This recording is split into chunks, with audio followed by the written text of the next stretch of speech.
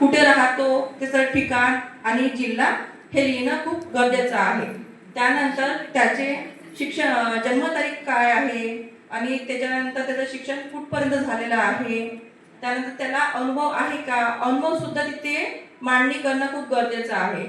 त्यानंतर त्या उमेदवाराचे अगरबत्ती व्यवसायाचे प्रशिक्षण कुठे घेतले आहे का, तर त्याचं सुद्धा त्याला संपूर्ण त्याला माहिती लिहिणं त्याच्यामध्ये अनिवार्य आहे.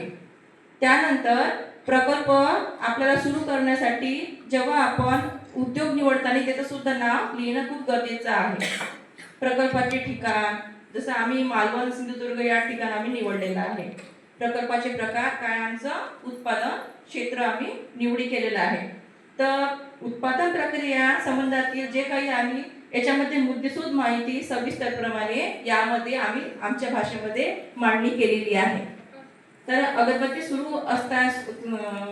व्यवसाय सुरू करत असताना कमी भांडवल आणि कमी मनुष्यबळ असा हा व्यवसाय आहे. याच्यामध्ये यंत्रसामग्री सुद्धा खूप प्रमाणात लागते आणि कमी खर्चामध्ये आपल्याला चांगलं उत्पन्न कशा प्रकारे आपल्याला घेता येईल त्या प्रकारे सुद्धा आपण हा व्यवसाय आम्ही निवडी केलेली आहे.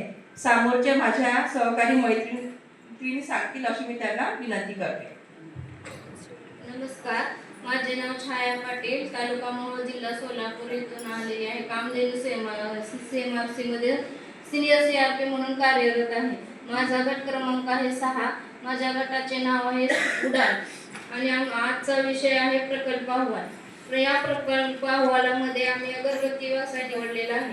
अगरबत्ती माझा मुद्दा आहे की उत्पादन प्रक्रिया संबंधित सविस्तर माहिती. अगरबत्ती व्यवसाय सुरू करण्यासाठी कमी भांडवल आणि कमी कामगारांची आवश्यकता असते. तसेच अगरबत्ती व्यवसाय सुरू करण्यासाठी कमी यंत्रसामुग्री